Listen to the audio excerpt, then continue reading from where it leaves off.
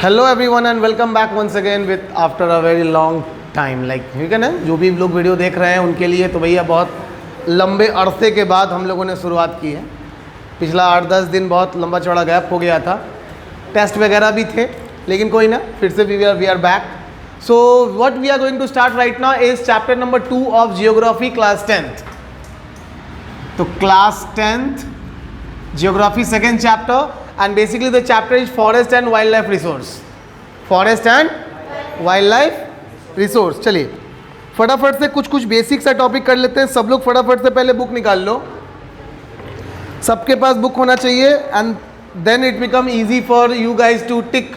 आप टिक कर लेंगे, साथ साथ आपको बता देंगे कि कौन कौन सा मेन पॉइंट्स हैं, उसको एक्सप्लेन कर लेंगे। चलो बेसिकली जो सबसे पहला क्वेश्चन चैप्टर से बनता है that is what is forest. What is forest, forest यानी कि जंगल क्या है। ठीक है, बहुत सिंपल सा क्वेश्चन है कि व्हाट इज फॉरेस्ट। तो अगर सिंपल भाषा में हम लोग कहें कि व्हाट इज फॉरेस्ट तो आप क्या लिखेंगे? एनी रीजन और एरिया, एनी रीजन और area which is covered with plants, greeneries and are untouched by human, यानी कि लोगों द्वारा वो अनटच्ड हो, छुआ नहीं गया हो। आपने 9th में पढ़ा होगा वर्जिन वेजिटेशन के बारे में, है ना। So virgin vegetation is also known as forest only, a place where we will have plants, जहाँ पे पौधे हो बहुत सारे, और वो जगह जो हो वो नेचुरली डेवलप्ड हो, that is basically count as forest. ठीक है, लिख लोगे? कोई दिक्कत है? Hello, okay. सो तो फॉरेस्ट हो गया ना, this is what we call forest. ठीक है, अब देखो यहाँ पे एक टर्म आपको दिया हुआ है फॉरेस्ट। नीचे से मैं नीचे से 4 लाइन को मैं पढ़ रहा हूँ। Forest play a key role in the ecological system as these are also the primary producers on which all other living beings depend. अब यहाँ पे देखो इस 4 लाइन के अंदर 2 बातें निकल के आई। पहली बात है ecological, ecology. Now what is ecology या इकोसिस्टम? सिंपल भाषा में कहो तो ecosystem. What is ecosystem? What is ecosystem?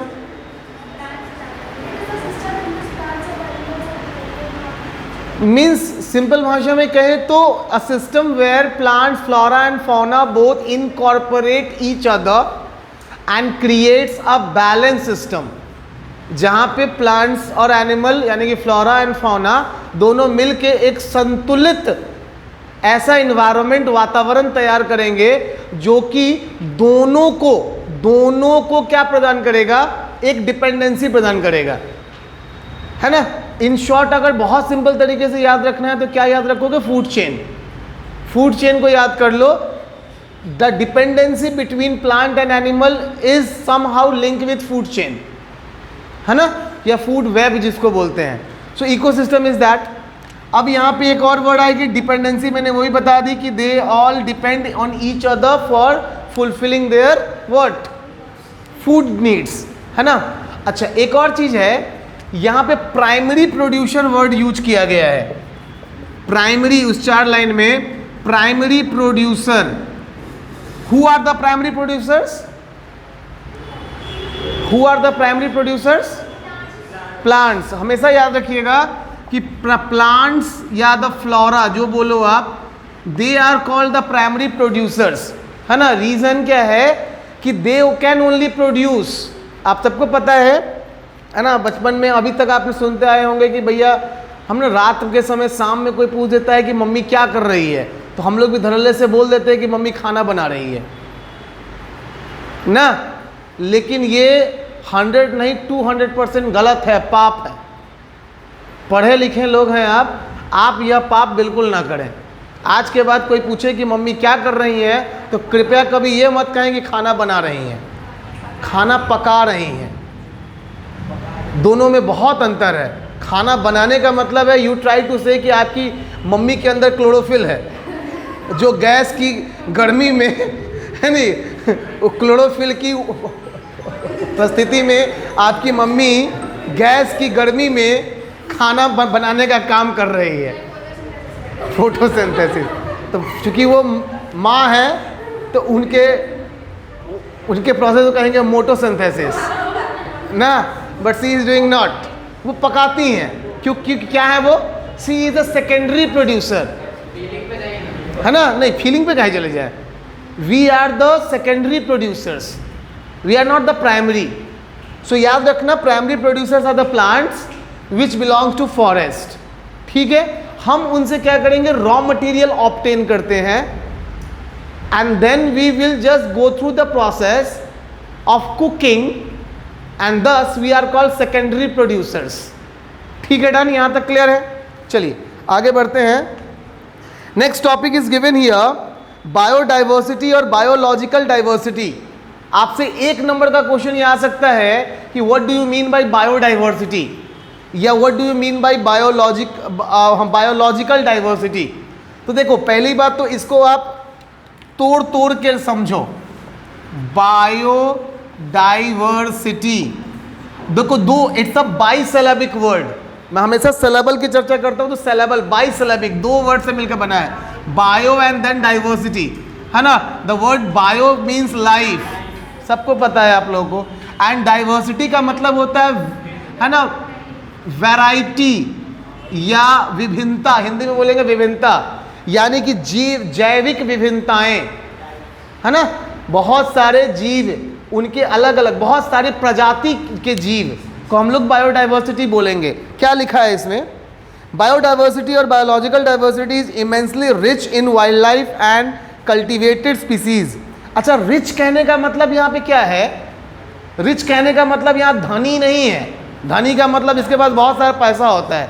यहाँ पे, हाँ, यहाँ पे रिच वर्ड का इस्तेमाल हम लोग किया है किस चीज़ के लिए, नंबर ऑफ स्पीसीज के लिए, बहुत ज़्यादा स्पीसीज या टाइप्स को डिनोट करने के लिए, ठीक है।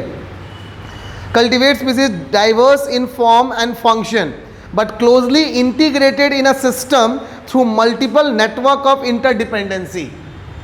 दे all are connected with each other and this interdependency is only all together called as biological diversity या biological system, ठीक है। मतलब हम सब कहीं ना कहीं आपस में जुड़े हुए हैं, ठीक है ना।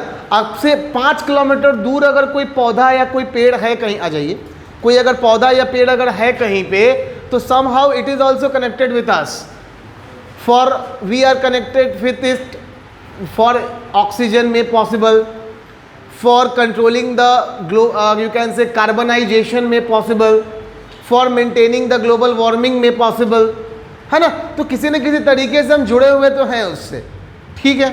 चलिए डन, लिख लो, क्वेश्चन लिखते चलो, क्वेश्चन लिखो तो जल्दी जल्दी से। सेकेंड क्वेश्चन लिख लो, व्हाट इज फॉरेस्ट के बाद what do you mean by ecosystem या what is ecosystem, what is ecosystem, what is ecosystem.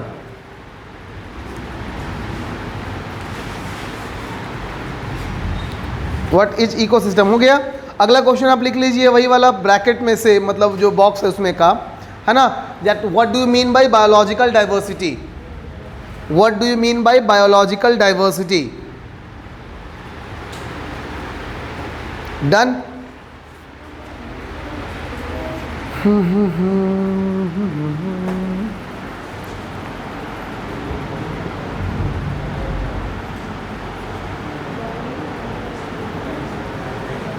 Done. चलिए देखिए, अब आपको आना है कहाँ पे, पेज नंबर, आपका जो फर्स्ट पेज है चैप्टर का, यानी कि पेज नंबर 14 का लास्ट पैराग्राफ ध्यान दो। पेज नंबर 14 में आ जाओ, लास्ट पैराग्राफ पे ध्यान दो। क्या लिखा है, सम एस्टीमेट सजेस्ट दैट, ये वाला बहुत इंपॉर्टेंट है तुम्हारे ऑब्जेक्टिव्स के लिए, इस वाले पैराग्राफ से ऑब्जेक्टिव क्वेश्चन बनेगा, है ना, और वो फंसाएगा। देखिए क्या है, some estimate suggest that at least 10% of India's recorded wild flora and 20% of its mammals are on the threatened list. पहला threatened list क्या है? threatened list कहने का मतलब है all such species या all those species which are under red data book, है ना? हाँ, जिनकी जो संख्या है वो गिर रही है, उनकी आबादी कम हो रही है और वो लोग रेड डेटा बुक में अब आ चुके हैं कि ये कभी भी एक्सटिंक्ट हो सकते हैं, विलुप्त तो हो सकते हैं। Those type of animals are called under threatened group. ठीक है, for example one horn rhinoceros को आप ले लीजिए, उसके बाद में वाइट लॉयन आप ले सकते हो, है ना? क्या पिंक हेडेड डक बुक में दिया भी है, वो आप लिख सकते हैं। ठीक है ना? पांडास को ले सकते हो आप। बोलिए। बिल्कुल, इसमें जो दिया है आपको वो याद रखना है, मैं पढ़ दे रहा हूँ, है ना? So many of these would not now be categorize as critical as is now the verge of extension, like the cheetah, pink headed duck, mountain quail, forest spotted owlets and plants like मधुचुआ, है ना? Madhuca insignis, a variety of mahua only. उसके बाद में हर दिया हुआ है और बाकी सब दिया हुआ है। अच्छा, बस जितने भी इसमें नाम दिए उन सारे नाम्स को आप टिक कर लेंगे। ठीक है, डन। आगे आ जाइए।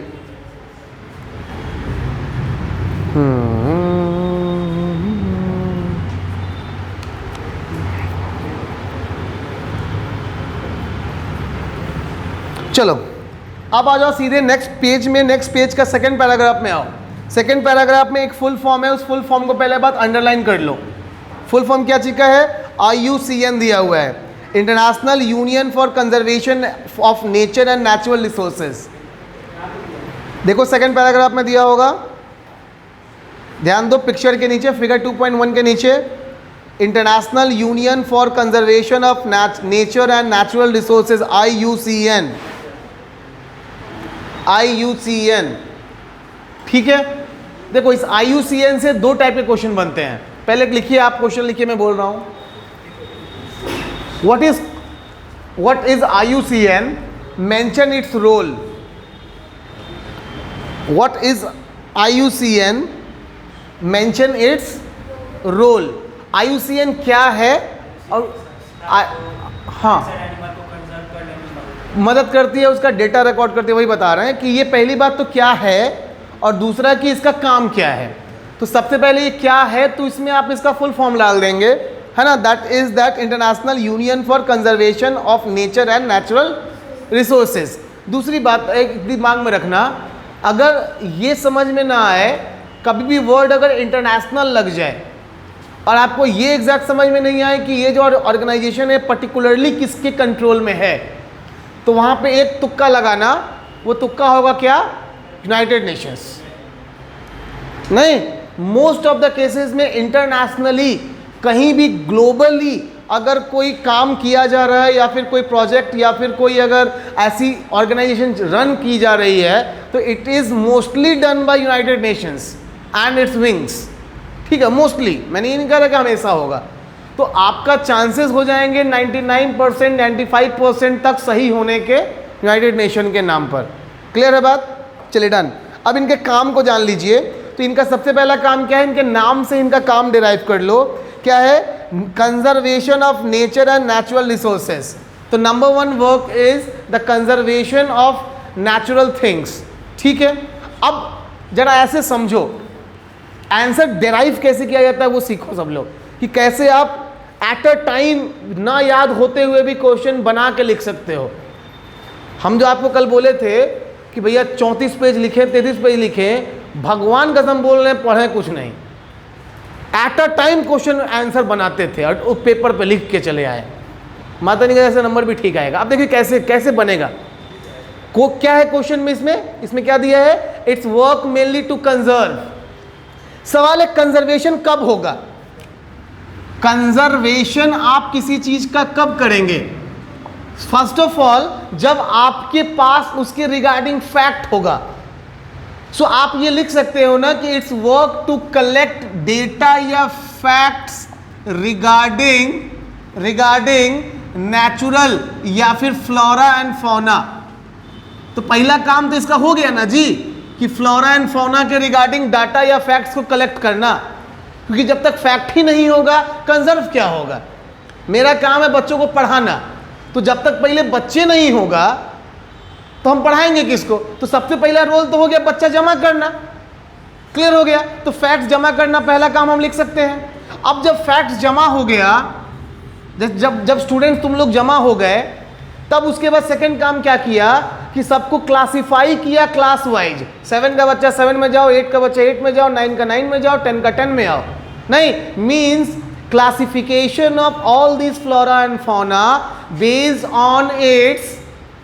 ऑन इट्स हम लोग लिख सकते हैं its nature, based on its habitat, based on its you can say utilization या इट्स एक्सटेंट, है ना, how much they are now going to be extend, कितना तेजी से एक्सटेंट हो रहा है। तो क्लासिफिकेशन हो जाएगा इसका तीसरा काम। पहला काम कंजर्वेशन, दूसरा काम data and facts collection regarding these flora and fauna, third work is classification, fourth में आप डाल सकते हैं क्या, अवेयरनेस, चौथा में आप डाल दीजिए अवेयरनेस, है ना। आंख बंद करके सब ट्रिक समझा रहे हैं। कोई भी जो ग्लोबल काम है उस काम का एक बहुत बड़ा पहलू होता है अवेयरनेस। कोई भी गवर्नमेंट ऑर्गेनाइजेशन अकेले अपना कितना भी उसके पास लोग क्यों ना हो, गवर्नमेंट ऑफिसर क्यों ना हो, लेकिन जब तक लोगों को अवेयर नहीं करेंगे इट कांट पॉसिबल कि वो चीज़ों को कर पाएंगे प्रॉपर वे में। आप देखो मलेरिया, पोलियो, है ना, पोलियो, आज कोविड आज खत्म हो गया, हम लोग इतने फ्रीली घूम रहे हैं, खत्म नहीं हुआ है, केसेस अभी भी हैं, अब वो हमेशा लाइफ टाइम रहेगा। Covid now become a flu, it's become a normal flu now. जैसे टीवी है, बाकी चीज़ें हैं, है ना, जॉन्डिस मलेरिया होती है, वैसे अब कोविड भी हो गया और उससे आप कोई मरने नहीं जा रहा है बहुत बड़ी संख्या में, ठीक है ना, या वैसा भौकाल अब नहीं आने वाला है। ये क्यों हो पाया, क्योंकि गवर्नमेंट ने अवेयरनेस फैलाया लोगों के माथे में जो था कि भैया, पहले तो हम भी ये भी सुना, लोग आपने न्यूज़ सुना होगा कि कोविड का सुइया लेने पर क्या हो जाएगा, नहीं मरना उड़ना छोड़ दीजिए, लड़कों के लिए खास करके था कि यार महिलाओं के लिए भी कि कोविड का सुइया जो सरकार डाल रहा है ना बॉडी के अंदर, वो इसलिए डाल रहा है कि आगे चल के बच्चे ना हो। ये भी न्यूज़ में था, हैं, गांव देहात में हमारी मम्मी फ़ोन की, हैं, कि ऐसा ऐसा सुने हैं, हम बोले पहले ब्याह तक कराओ उसके बाद टेंशन लेना, हैं, मतलब शादी हुई भी नहीं कि अभी हम बच्चे का फिक्र करें, बताओ। तो ये लोगों के दिमाग में भ्रम डाला हुआ था, क्योंकि पॉपुलेशन कंट्रोल करने के लिए वैक्सीन डाल रहा है बॉडी में सरकार, गवर्नमेंट ने अवेयरनेस फैलाया, लोगों तक पहुंचाया कि नहीं भैया ऐसा कुछ नहीं है, लगवाइए, टीकाकरण हुआ। आज आप देखो ऑलमोस्ट 200 करोड़ टीकाकरण के साथ इंडिया टॉप पे है। तो अवेयरनेस आप रखेंगे चौथा काम। क्लियर है मेरी बात? तो हो गया आपका, ये अच्छे से डिटेल कर दिया मैंने। ये 4 पॉइंट्स तो आप रखेंगे ही रखेंगे रोल में। Number 1 conservation of this, number 2 is data and facts collection regarding flora and fauna, number 3 classification on the basis of their whatever nature, behavior, their over utilization जो भी हो, number 4 awareness among the locals so that they also participate in this conservation process, ताकि local लोग भी इससे जुड़ें, है नहीं। सरकार पेड़ लगाएगी, हमें भी तो पेड़ लगाना चाहिए। so that is what exactly the thing done। अब आ जाओ, यहाँ पे कुछ क्लासिफिकेशन ऑलरेडी दे रखा है, उसको कर लेते हैं। सबसे पहला क्लासिफिकेशन है normal species. Now what is normal species? Species whose population level are considered to be normal for their survival such as cattle, sal, pine, rodents etcetera. क्या मतलब है इस बात का?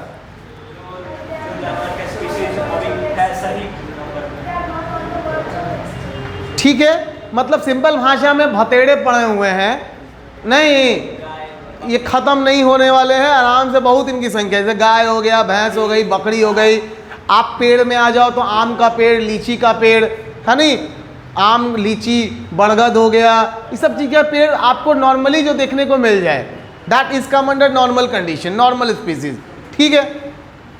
उसके बाद आते हैं इंडेंजर्ड स्पीसीज। क्या है, देखो, these are the species which are in danger of है ना extinction. The survival of such species is difficult if the negative factors that have led to the decline in their population continue to operate. समझो, मतलब ये वो प्रजातियां हैं, चाहे वो फ्लोरा हो, मतलब पौधा हो, या एनिमल हो, जो कि खत्म होने, विलुप्त होने की कगार पे है। ये खत्म हुए नहीं हैं, कगार पे हैं, लेकिन अगर इनके अगेंस्ट या इनके ऊपर इम्पैक्ट डालने वाले जो भी फैक्टर्स हैं, हम उन्हें बंद नहीं करेंगे करना, तो yes, once one day will come in future they will completely extend. होगा, बिल्कुल होगा, हाँ। तो यहाँ पे क्या दिया है, एग्जाम्पल दिया है, जैसे ब्लैक डक का दिया है, ब्लैक बक सॉरी, क्रोकोडाइल है, इंडियन वाइल्ड ऐश है, इंडियन राइनो है, लॉयन है, लॉयन टेल्ड, है ना, मैक्यू है, Sangai brow antler deer and Manipur, Sangai deers and all that, ठीक है, हाँ। चलो, वल्नरेबल स्पीसीज। नाउ वल्नरेबल, आप लोगों ने इकोनॉमिक्स में पढ़ा होगा एक ग्रुप के नाम, वल्नरेबल ग्रुप पढ़ा था, कहाँ पढ़ा था, पॉवर्टी एज चैलेंज में, 9th में था। नहीं, वल्नरेबल ग्रुप मतलब सिंपल भाषा में खानदानी गरीब, नहीं, ऐसे गरीब जो खानदानी है। खानदानी का मतलब उनके बाप दादा परदादा 4-5 पुस्त से सब गरीबे था, नहीं, ये जो है इहो गरीबे है। और इसके बेटे के लक्षण को देख के लग रहा है, बेटा बेटी का लक्षण देख के लग रहा है कि वो गरीबे रहेगा। अब सवाल है कि बाल बच्चे के लक्षण को कैसे देख के पता चल रहा है गरीब रहेगा। तो भैया आपके लक्षण क्या हैं, आज समय है पढ़ने का। अगर आप पढ़ाई कर रहे हैं, अगर आप फोकस्ड हैं अपने फ्यूचर के लिए, अगर आप डेडिकेटेड हैं, तो मतलब क्या है कि आपके लक्षण पॉजिटिव हैं, कि भले ही तुम गरीब परिवार में पैदा हुए, लेकिन you are not going to be poor in future. आप गरीब रहेंगे नहीं, अमीर बन के रहेंगे। कि अमीर बनना बहुत छोटी सी बात है, मजाक मजाक में लोग अमीर बन जाते हैं, थोड़ा मेहनत चाहिए, थोड़ा डेडिकेशन चाहिए, नहीं। लेकिन अगर आप आज का टाइम वेस्ट करेंगे तो मतलब आपके जो लक्षण हैं वो भूखे नंगे वाले ही हैं, फ्यूचर में चल के भी आप वही रहने वाले हैं। तो वही कहा, इसीलिए एक बहुत पुरानी कहावत है हमारे बिहार में कि पूत के पांव पालने में दिख जाते हैं। अर्थात मतलब ये है कि आपके लक्षण आपके ओवरऑल बिहेवियर बता देते हैं कि आप क्या होने वाले हैं। है ना, अंबानी बनेंगे कि आप जनरल स्टोर के मालिक बनेंगे, रिलायंस या जनरल स्टोर, दोनों के बीच में आपके लक्षण हैं। चलिए, तो वल्नरेबल में आते हैं बाबू। These are species whose population has declined to levels from where it is likely to move into the endangered category in the near future if the negative factors not going to operate। देखो classification में क्या है कि इनका level गिर रहा है, अभी इतना नहीं गिरा है कि इनको इंडेंजर्ड में डाल दें, लेकिन लगातार लेवल गिर रहा है। मेरी बात समझ रहे हो आप? क्लियर हो रही है बात? कि कोई भी चीज़ क्या होता है ना, जैसे मान के चलिए कि शेयर मार्केट की दुनिया में बात करें अगर, तो कोई शेयर्स क्या होते हैं ना कि जो गिरा फिर चढ़ गया, तो ठीक है, गिरावट चढ़ावा है। लेकिन कोई जो शुरू होकर सीधे गिराया जा रहा है, ढर हुए जा रहा है, मतलब आप समझ लीजिए कि फंसाने वाला है। पेटीएम, जोमेटो, ये कुछ ऐसे शेयर्स थे जो शुरू हुए बूम के साथ, और जब गिरे तो लोगों के कितना भी कम तो लगभग 25-30 हज़ार करोड़ ले डूबे। आज के डेट में वैसा ही एक शेयर है LIC इंडिया, सरकारी जो LIC है। जब उसका IPO अभी आया था मार्च अप्रैल में, अभी जस्ट लास्ट मंथ ही IPO आया था, 950 का शेयर आज 650 पे है, पर शेयर 300 की गिरावट, हर दिन गिरे जा रहा है। आप समझिए कि ये कितना भी कम होगा तो 5-7 हज़ार करोड़ का घाटा अभी तक दे चुका है बाजार को, अभी आगे और देगा। वही हो गया वल्नरेबल ग्रुप। समझ रहे हो, कहाँ जाके रुकेगा इसके कोई नहीं जानता है, तबाह हो गया, बर्बाद हो गया। तो 950 पे खरीदा था, हमें भी कुछ लोगों ने राय दिया था, हम बोले भाई हम गरीब लोग हैं, हमारे पास पैसा नहीं है कि 950 रुपया का एगो शेयर खरीदे, बप नहीं खरीदेंगे। बड़े देखिए आज खुश हैं जैया वो गिर के कंगाल हो जाएगा तो यह खरीद लेंगे, कि फिर जैया उठेगा तो यह बेच देंगे। चलो एग्जाम्पल याद रखना, blue sheep, Asiatic elephant, gangetic dolphin. अच्छा हाँ, एक बात आपको मैं बता दूं, ये सारा जो है ना, ये अभी जितना हम लोग पढ़ रहे हैं, डिफिनीशन तो इम्पॉर्टेंट है ही है, बट डिफिनीशन से ज़्यादा इम्पॉर्टेंट है इनका एग्जाम्पल। बाबू एग्जाम्पल को बाय हार्टली रट जाना। तुमसे क्वेश्चन कैसा आएगा एग्जाम में वो बता रहे हैं। एग्जाम में क्वेश्चन आपसे पूछेगा कि which one of the following is vulnerable, comes under vulnerable category, और आपसे क्वेश्चन में दे देगा ब्लू शिप, ऑप्शन में ब्लू शिप, एशियाटिक बफेलो, संघाई, इधर से दे दिया मान लो कि निकोबार पीजन। अब देखो निकोबार पीजन भी क्या है, इंडेमिक है, एशियाटिक बफेलो रेयर स्पीसीज है, जबकि संघाई इंडेंजर्ड स्पीसीज है। इसमें से सिर्फ और सिर्फ ब्लू शिप ही वल्नरेबल है। मेरी बात आप समझ पा रहे हो ना? तो उतना ही इंपॉर्टेंट है एनसीईआरटी के ये एग्जाम्पल्स भी, ठीक है। हाँ, ये मैं बिल्कुल नहीं कहूँगा आपको कि अब 3-4 नाम इसमें दिया है, ऐसा थोड़ी कि ये 3-4 ही वल्नरेबल हैं, होने को तो बहुत सारे होंगे। अब आपको मैं ये नहीं कहूँगा कि आप जाइए बहुत सारा नेट से सर्च कीजिए और कीजिए, जितना कम से कम आपके एनसीईआरटी में दिया है उतनों को आप याद कर लें, बिकॉज मोस्टली क्वेश्चन बुक से ही पूछा जाता है, बुक के बाहर से एग्ज़ाम में क्वेश्चन नहीं आते हैं, ठीक है। उतना जालिम नहीं बनता है एनसीईआरटी, अभी तक नहीं बना है कभी, सीबीएसई मतलब। चलिए done. Rare species, species with small population, many move into the endangered or vulnerable category if the negative facts affecting them continue to operate।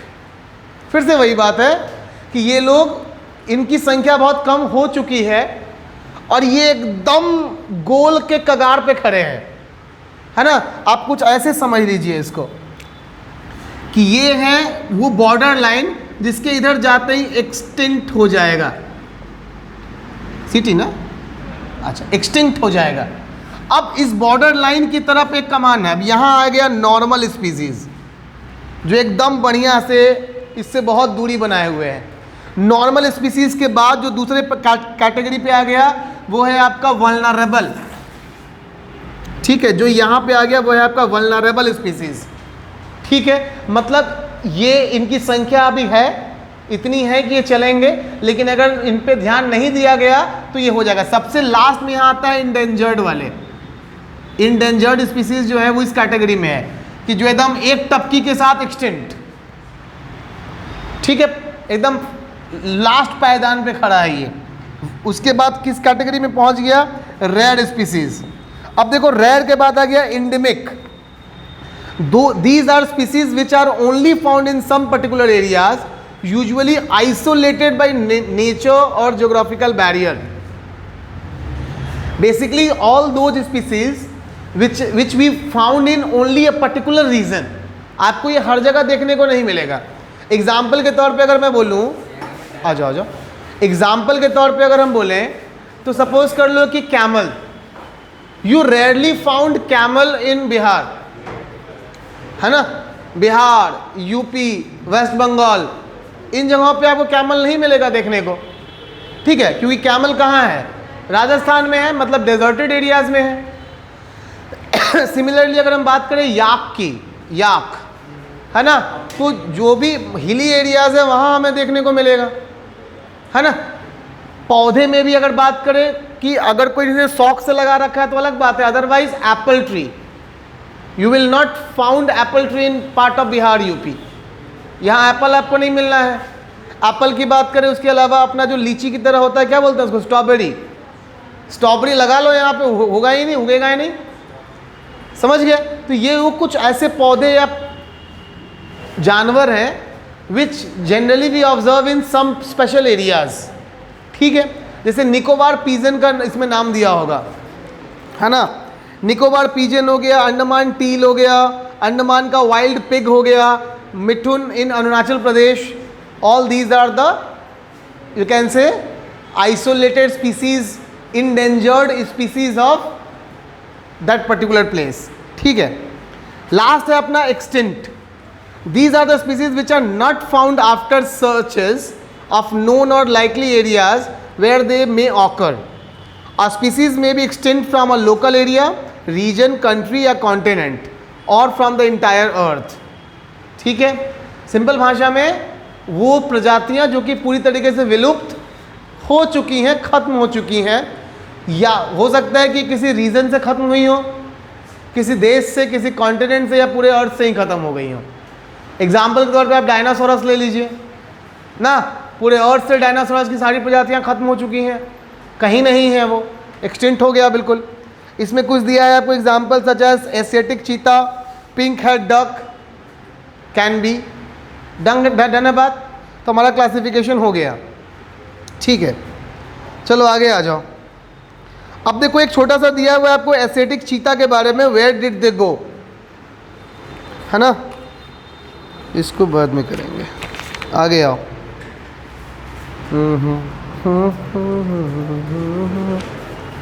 चलो नेक्स्ट पेज में आओ। तो चलो एक क्वेश्चन आपके बुक में दिया हुआ है बाबू, एकदम ब्लैक बोल्ड कलर से, पेज नंबर 15 का नीचे, सबसे नीचे। उस क्वेश्चन को same to same as it is लिख लीजिए। What are the negative factors that cause such fearful depletion of flora and fauna? हो गया?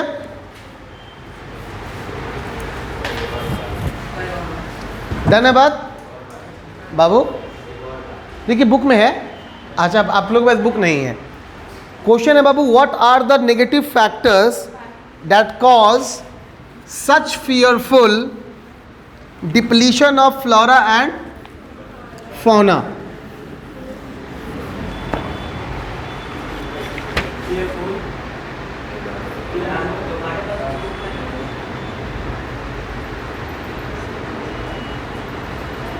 चलो कौन है भाई? हेलो,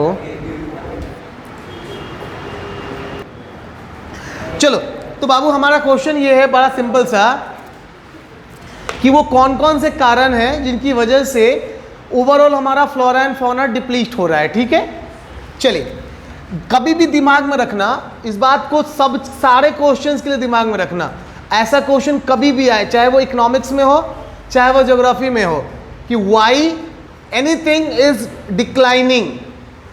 दो रीजन हमेशा होते हैं। Number one reason will be natural and second reason will be man made या ह्यूमन। तो हमेशा या तो कारण नेचुरल होगा या तो कारण ह्यूमन होगा, हमारी वजह से डिप्लीशन हो रहा होगा। पहले बात करते हैं नेचुरल रीजंस की, कि नेचर की वजह से क्यों फ्लोरा एंड फौना डिप्लीट होता है। देखो सबसे पहले शुरू करते हैं। देखो हमेशा याद रखना कि in nature we have whenever the nature changes, the ecological balance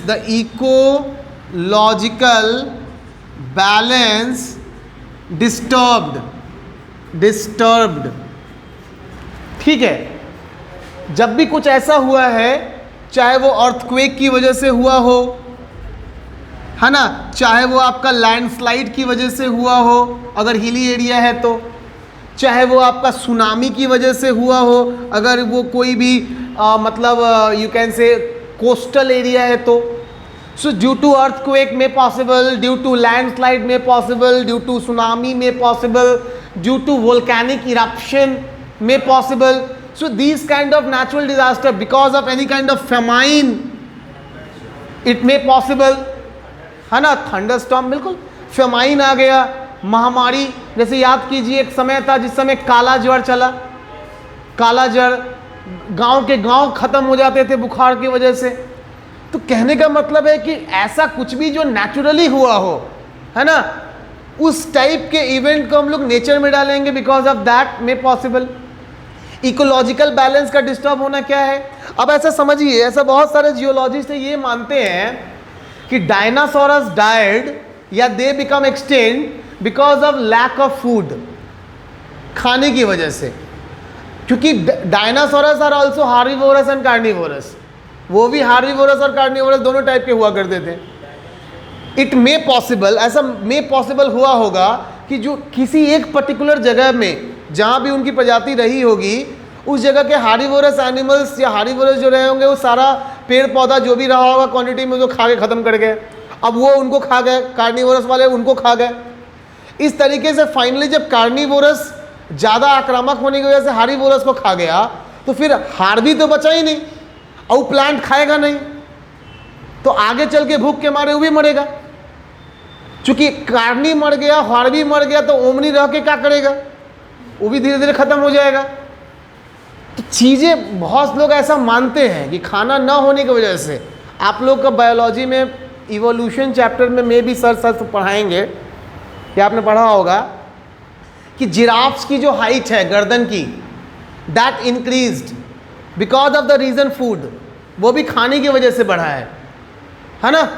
ऐसा कहा जाता है, ऐसा माना जाता है कि वंस जिस समय उनकी प्रजाति मतलब यू कैन से डेवलप हुई होगी, उस समय वो बकरी की तरह थे। दे are like a goat. So या giraffes, they are like a goat. It was, I am not saying anything like hypothetical, कुछ भी अपने मनगढ़ंत नहीं बोल रहे हैं। हम लोगों ने भी बचपन में पढ़ा था 8th 9th 10th में, वही मैं बता रहा हूँ आपको कि वो बकरी की तरह रहे होंगे।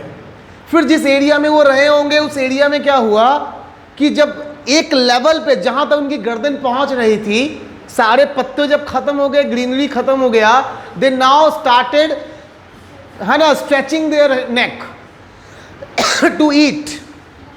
अच्छा, ये प्रोसेस क्या है ना, ये प्रोसेस चला सालों तक। तो जो नेक्स्ट जनरेशन आई, उस जनरेशन का गर्दन थोड़ा ऊंचा आया, है ना। आप जरा इमेजिन करके देख लो, अब आप इसको सुख देख लो, जिनके भी मम्मी और पापा दोनों हाइट जिनकी अच्छी है, उनके आप बच्चों को देख लो, उनकी भी हाइट अच्छी है। ऐसा रेयर मिलेगा आपको कि मम्मी और पापा की हाइट अगर मान लो 6 फीट है या 5 फुट 8 इंच 7 इंच है, उसका बेटा 4 फुट का हो जाए, चाहे बेटी 4 फुट की हो जाए, नहीं होता है। If they both are heighted, the kids will be also heighted, है ना। If both are like less heighted, अगर मम्मी पापा दोनों कम हाइट के हैं, तो बेटा बेटी भी जो होगा वो भी क्या होगा, है ना। बहुत लोग लंबा भी हो जाता है, मतलब कॉम्प्लान ज़्यादा पिला दिया जाता है बचपन में। नहीं, किसमें? अब ऐसा गोट में काहे नहीं हुआ? देखो, चीज़ें वही बात है कि ये जिस जगह पे हुई होंगी, जिराफ्स के साथ ऐसे सिस्टम आया होगा, जिराफ ने इस चीज़ को फॉलो ऑन किया होगा, इसलिए वो बढ़ गए।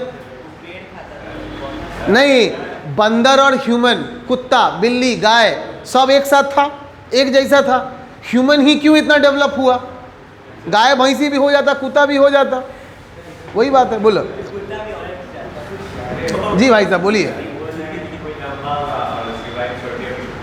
हाँ, तो इसमें देखिए बड़ा अच्छा क्वेश्चन है, इसमें बड़ा कॉमन सा लॉजिक है, आप ऐसा इसको पाएंगे, ऐसा होता है बहुत है। अब देखेंगे कि पापा लंबे हैं, मम्मी शॉर्ट हाइटेड है, ऐसे में ये डिपेंड करता है, जो किड्स होंगे उनका डीएनए पे डिपेंड करेगा, जीन्स पे डिपेंड करेगा, है ना, during that period of pregnancy, कि उनकी जो देखो हाइट भी एक क्या है, एक डीएनए सिम्टम है, एक जीन सिम्टम है ना। जैसे आपका बॉडी स्ट्रक्चर है, आपका आँख, आपका नाक, आपका ओवरऑल अपीयरेंस किसी न किसी की तरह दिखता है,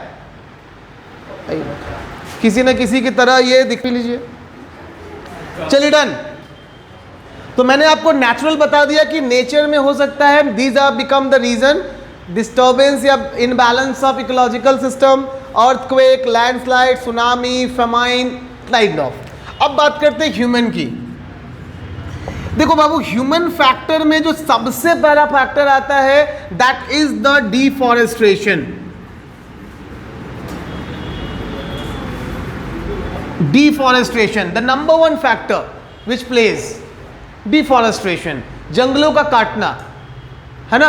आप जब बुक में रीड करोगे तो आपको यहां पे मिलेगा कि during the colonial period Indian forest just destroyed a lot.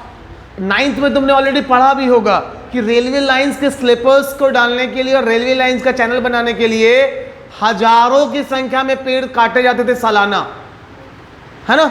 So number 1 reason will be deforestation for establishing railway lines, factories, you can say farms, है ना। या हाँ, Indian forest regulating act 1964, not sorry 1864। अरे नहीं भाई 1764। हाँ नहीं 1764, अब हम डन है, कंफर्म्ड है। Indian forest act 1764।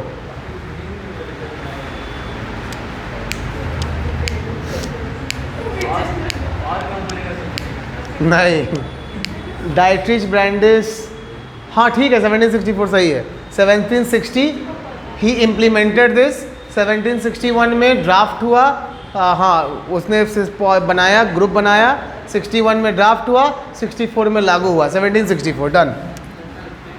Colonial period, deforestation number 1।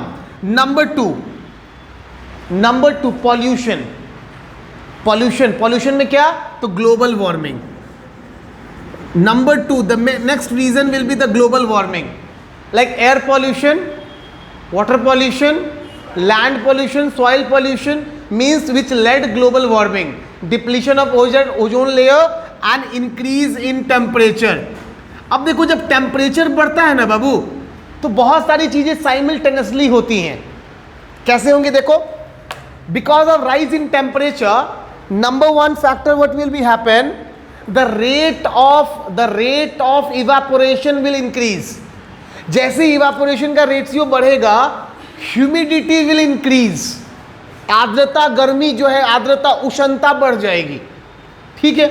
जैसे ह्यूमिडिटी विल इंक्रीज, टेम्परेचर बढ़ेगा, रेनफॉल विल ऑल्सो इंक्रीज, बारिश भी बढ़ जाएगी। अब आप कहेगा सर बारिश तो बढ़िया है, बढ़ गई, तो नहीं बढ़िया है। There is a limit in everything, हर एक चीज की लिमिट है। बहुत बारिश हो जाएगी, बाढ़ आ जाएगा, सब कुछ पानी में डूब जाएगा। कोई भी जगह, आप सब लोगों ने केमिस्ट्री में पढ़ रखा है कि if any region cover with water for a longer period, it will change into alkalinity and salinity. उसकी फर्टिलिटी तो अपने आप खत्म हो गई, सब लवण पानी, यानी कि वहाँ पे क्या हो गया, लवण आ गया, है ना, वो नेचर में सलाइन हो गया, अल्कलाइन हो जाएगा, तो लैंड की फर्टिलिटी खत्म। अच्छा, अगर मान लीजिए बहुत गर्मी पड़ गई, सूखा पड़ सकता है, ड्रॉट नहीं, क्रैक्स आ जाएगा, किसमें, लैंड सरफेस पे, सॉइल पे क्रैक आ जाएगा, लैंड सरफेस पे क्रैक आ जाएगा, again the same will happen, everything will come turn into desertification. इसी से तो डेजर्ट बन गया, डेजर्टिफिकेशन हो जाएगा। तो it can possible because of temperature. अच्छा, टेम्परेचर बढ़ जाएगा, may possible glaciers will start melting faster which increase the water level बढ़ जाएगा। तो आप जरा देखिए कि एक एयर पोल्यूशन की वजह से, ग्लोबल वार्मिंग होने की वजह से इतनी सारी चीजें हो सकती हैं, और इन सारी चीजों से बाबू हम लोग इफेक्ट हो रहे हैं। Flora and fauna both will effecting, है ना। आप लोग ऑलरेडी पढ़ोगे वाटर चैप्टर में, ये जो नेक्स्ट आएगा हमारा वाटर रिसोर्स, उसमें पढ़ेंगे कि because of construction of dams, one side of the whole flora and fauna will totally submerge into water, पूरा पानी में डूब जाता है, एंड द रीजन डिस्ट्रॉयड, खत्म, वहां का इकोलॉजिकल बैलेंस बिल्कुल खत्म हो गया। इसीलिए केंद्र सरकार हाइड्रो इलेक्ट्रिसिटी प्रोजेक्ट्स को इतनी ज़्यादा नहीं अपने प्रायोरिटी में रखती है, इतने ज़्यादा डैम्स नहीं बना रही है ना, जबकि उनको पता है कि कोयला जलने से कार्बनाइजेशन हो रहा है, ग्लोबल वार्मिंग हो रहा है, पोल्यूशन होता है, फिर भी कोयला का कम इस्तेमाल करके डैम्स नहीं बना रही। कारण ये है, हर एक सिक्के के दो पहलू हैं। अगर डैम से जो एनर्जी निकलेगी वो बिजली होगा, वो प्योर बिजली होगा, मतलब पॉल्यूशन फ्री होगा, तो कहीं ना कहीं जब उसको बनाते हैं तो उसका एक साइड बिल्कुल ख़त्म हो गया, पानी में डूब गया, वहाँ का फ्लोरा फौना लाइफस्टाइल सब खत्म, सर्वाइवल, वहाँ पे लोग का भी सेटलमेंट भी खत्म। धन्यवाद। हो जाएगा ना, लिख लोगे? चलो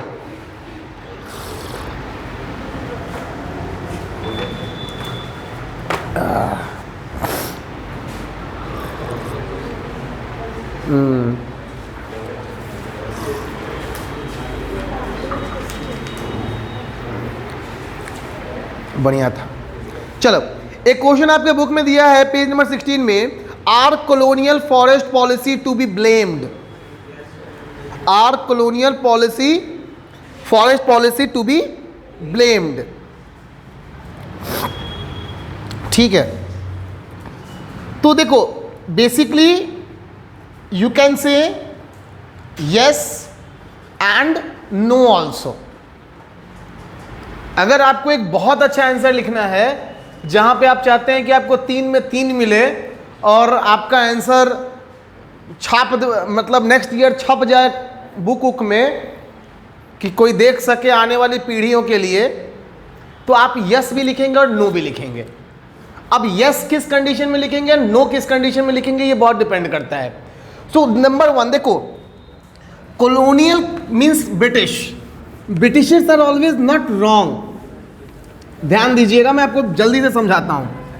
पहले मैं बताता हूं यस कैसे। So because of their deforestation policy, because of their deforestation policy for construction of railway network for the construction या for the plantations, exactly plantation जो उन्होंने किया था, स्टार्ट किया था ओक का, टिम्बर का प्लांटेशन, तो for that railway plantation, for the farms यानी कि एग्रीकल्चर के लिए, ये सब के लिए जो उन्होंने डिफॉरेस्टेशन किया, that is their wrong policy. They because that is purely they made for their greediness, for their earning profits, है ना। तो कहीं ना कहीं यहाँ पे वो स्वार्थी थे और यहाँ पे उन्होंने हमारे फ्लोरा या फौना को पूरी तरीके से डिस्टर्ब करके ख़त्म करके यहाँ पे उन्होंने अपना बेनिफिट देखा। तो आप इन मायनों में लिख सकते हो कि yes they did wrong, but कहाँ सही था वो समझो। इंडिया में क्या होता था, the tribal peoples, the nomads, we used to do a type of farming which we called slash and burn agriculture. याद होगा आपको, which is also known as shifting cultivation. याद है सबको, है ना। तो देखो शिफ्टिंग कल्टिवेशन के समय क्या होता था, हिली एरियाज में जो भी those who are nomads and those who are the hilly tribal people, for doing this type of farming they used to burn a forest. पूरे जंगल में आग लगा देते थे। अब जब जंगल में आग लगा दिया तो वैल्यूएबल टिम्बर तो जलता ही था, एक अच्छा खासा जंगल जल जाता था। नहीं, इसको ब्रिटिशर्स ने बैन कर दिया। तो ये तो अच्छा काम किया है ना, जंगल के रिगार्डिंग, इकोलॉजिकल सिस्टम के रिगार्डिंग ब्रिटिशर्स ने अच्छा काम किया।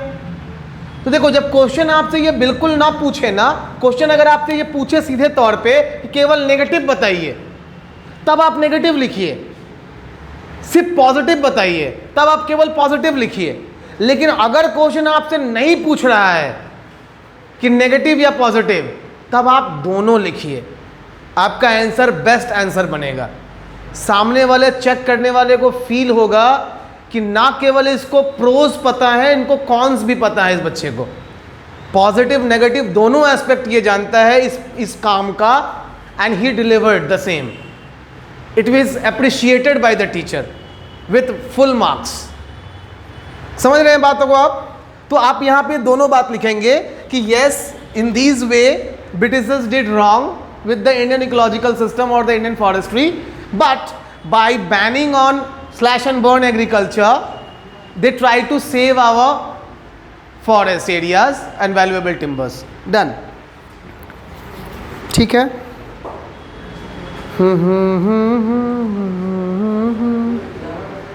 ओके डन, यहीं तक रहने देते हैं, फिर आगे इसको कंटिन्यू करेंगे। आई थिंक अगले दिन ख़त्म हो जाएगा। हाँ, एक क्लास और लेंगे, ख़त्म कर लेंगे चैप्टर। चलो till then guys, take care, good day, bye bye. मिलेंगे नेक्स्ट वीडियो में। तब तक के चैनल को लाइक से सब्सक्राइब कर दीजिएगा। हालांकि सब्सक्राइबर्स बढ़े हैं और बढ़ाइए। है ना, कमाल कीजिए, धमाल मचाइए, थोड़ा सा हमारे लिए भी बटन लेके आइए, कुछ मतलब कुछ कीजिए। नहीं चलिए